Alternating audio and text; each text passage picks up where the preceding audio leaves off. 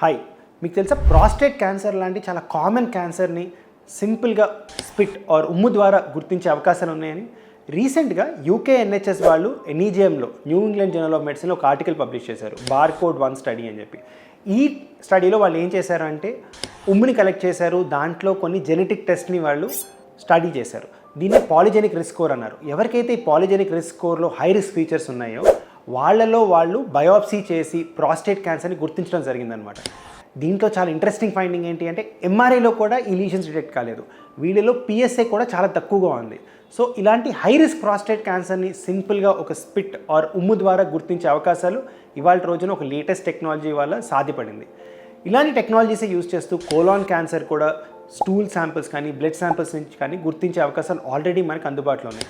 So రానున్న రోజుల్లో సింపుల్గా బాడీ సెక్రీషన్స్ లైక్ స్పిట్ కానివ్వండి, బ్లడ్ కానివ్వండి, వీటి నుంచి క్యాన్సర్ని డిటెక్ట్ చేసే అవకాశాలు మనకు ఉన్నాయి.